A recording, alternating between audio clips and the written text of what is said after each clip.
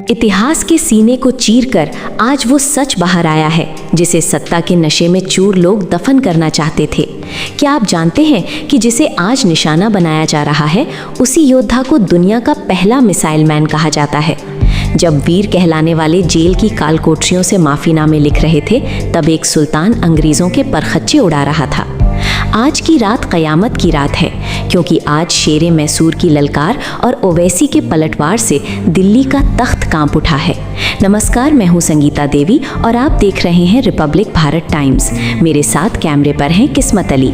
आज की ये खबर नहीं, बल्कि उन गद्दारों के गाल पर तमाचा है जो इतिहास को अपनी सुविधा से बदलना चाहते हैं। महाराष्ट्र के डिप्टी सीएम देवेंद्र फडणवीस ने जब हजरत टीपू सुल्तान की विरासत पर हमला किया, तो असदुद्दीन ओवैसी ने वो आईना दिखाया कि पूरी दुनिया दंग रह गई। ओवैसी ने चीखते हुए पूछा, टीपू सुल्तान ने तुम्हारे वीर की तरह अंग्रेजों से कभी माफ़ी नहीं मांगी। आज रिपब्लिक भारत टाइम्स पर हम वो सबूत पेश करेंगे जिसे सुनने के बाद नफरत फैलाने वालों के पास मुंह छिपाने की जगह नहीं बचेगी। क्या आपको पता है कि भारत के महान वैज्ञानिक और पूर्व राष्ट्रपति एपीजे अब्दुल कलाम ने अपनी किताब में क्या लिखा था? कलाम साहब ने गर्व से कहा था कि हजरत टीपू सुल्तान दुनिया के पहले रॉकेट आविष्कारक थे। जिस रॉकेट तकनीक को टीपू सुल्तान ने अधूरा छोड़ा, उसी को आगे बढ़ाकर अब्दुल कलाम ने भारत को परमाणु शक्ति बनाया। नासा के दफ्तरों में आज भी टीपू सुल्तान की रॉकेट वाली पेंटिंग लगी है, लेकिन अफसोस हमारे ही देश के कुछ नेता उस महान योद्धा को गाली दे रहे हैं जिसने वतन की खातिर अपने 2 बेटों को अंग्रेजों के पास गिरवी रख दिया, पर कभी वतन का सौदा नहीं किया। सिर्फ कलाम साहब ही नहीं, राष्ट्रपिता महात्मा गांधी ने भी यंग इंडिया में हजरत टीपू सुल्तान को महान बताया था। गांधी जी ने लिखा था कि टीपू हिंदू मुस्लिम एकता की मिसाल थे। लेकिन आज की राजनीति देखिए, ओवैसी साहब ने जब फडणवीस को जवाब दिया तो उन्होंने कुछ गलत नहीं कहा।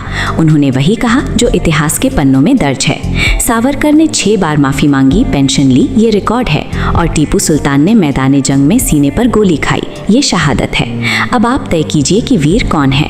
जो लोग आज टीपू सुल्तान को विलन बनाने की कोशिश कर रहे हैं, वो सुन लें। सूरज पर थूकने से सूरज की रोशनी कम नहीं होती।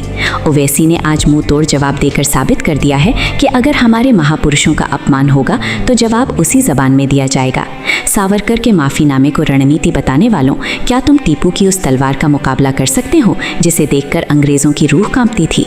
ये तमाशा बंद होना चाहिए। इस विवाद की पूरी हकीकत क्या है? ओवैसी ने फडणवीस की बोलती कैसे बंद की? ये जानने के लिए अब देखिए ओवैसी का वो तीखा वीडियो जो इस वक्त पूरे देश में वायरल हो रहा है।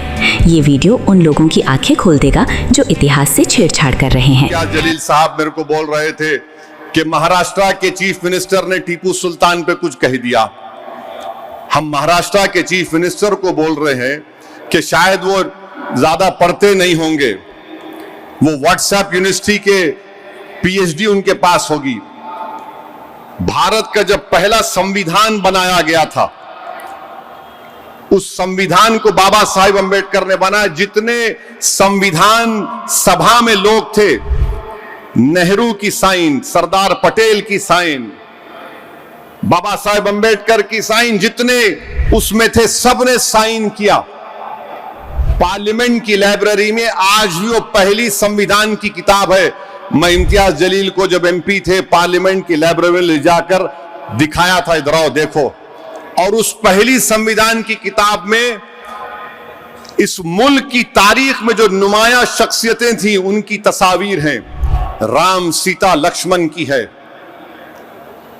गुरु नानक की है, मुगल बादशाह अकबर की है, झांसी की रानी की है, और टीपू सुल्तान की भी फोटो उसमें है। तो फडणवीस साहब वो पढ़ लो आप। जब सरदार पटेल साइन कर रहे तो आप बड़े हैं या पटेल बड़े हैं, हमको बता दो आप। अंबेडकर साइन कर रहे हैं, आप बड़े हैं या बाबा साहेब अंबेडकर बड़े हैं? अच्छा, दूसरी बात, जब 1799 में टीपू सुल्तान की शहादत हुई, अंग्रेजों से लड़कर टीपू की शहादत हुई, जेल में बैठकर टीपू तुम्हारे वीर की तरह 6 लव लेटर नहीं लिखा अंग्रेजों को मैं माफ कर दो, तुम जो बोले मैं करता हूं। टीपू तलवार लेकर अपने मुल्क को अंग्रेजों से आजाद कराने के लिए शहीद हो गया।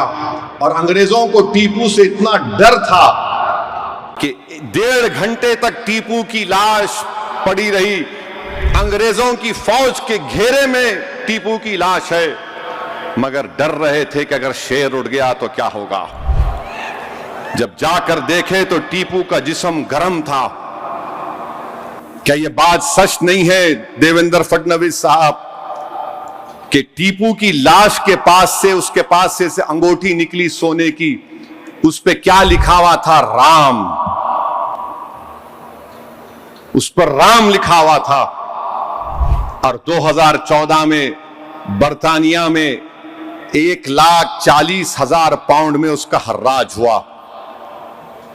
क्या यह बात झूठ है कि एपीजे अब्दुल कलाम ने अपनी किताब विंग्स ऑफ फायर में लिखा कि भारत मौजूदा जो मिसाइल टेक्नोलॉजी, रॉकेट टेक्नोलॉजी को आज कर रहा है, वो टीपू के ख्वाबों को हम पूरा कर रहे हैं।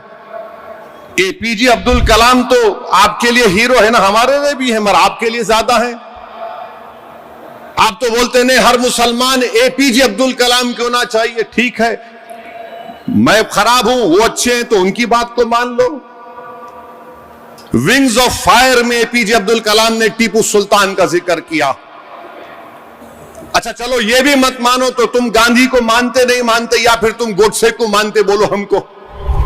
गांधी ने अपनी यंग एज मैगजीन में लिखा कि Tipu Sultan was the embodiment of Hindu Muslim unity, यानी वो टीपू सुल्तान हिंदू और मुसलमानों में मोहब्बत का यकजाई था। अब क्या गांधी को झूठा बोलेंगे? आप मेरे को बोल सकते हैं आप? क्या टीपू सुल्तान ने श्रीनगरी मठ में फौज आई थी? कहां से आई थी? फडणवीस बोलेंगे आपको, मैं बोलूंगा तो फिर फौज आकर सोने का एक पुतला था उस मंदिर में लूट के लेके चले गए, शारदा देवी का।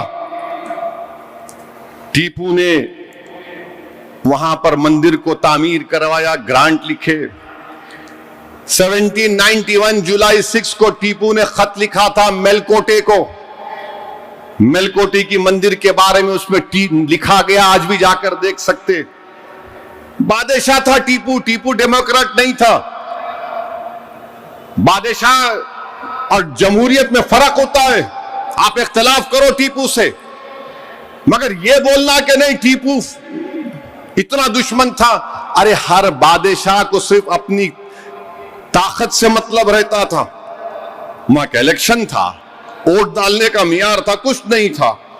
मगर तारीख को अगर आप तोड़ मोड़ के पेश करेंगे तो ये जरा हकीकत को पेश करना था। और क्या यह बात झूठ है या सच है? बताओ। अप्पाजी राम कौन थे? टीपू सुल्तान की फौज के कमांडर थे। ये भी बोलो आप झूठ है? टीपू सुल्तान के साथ थे ये लोग। उनके ट्रेजरर कौन थे? खाजिन कौन थे? कृष्णा राव। तो बीजेपी जो है इस तरह से तारीख को पेश करती कि नफरत पैदा कर दो, मगर भारत की पहली संविधान की किताब में टीपू की फोटो है या नहीं? बता दो। चलो, ये तो 1950 की बात कर रहा हूं। मेरे भाइयों और बहनों, ये लड़ाई सिर्फ एक सुल्तान या एक वीर की नहीं है, ये लड़ाई सच और झूठ की है। अगर आज हम खामोश रहे तो ये नेता हमारे गौरवशाली इतिहास को मिट्टी में मिला देंगे। अगर आप भी हजरत टीपू सुल्तान की शहादत को सलाम करते हैं और मानते हैं कि ओवैसी ने सही जवाब दिया है, तो अपनी ताकत का एहसास कराइए। इस वीडियो को एक लाइक देकर अपनी सहमति दर्ज करें।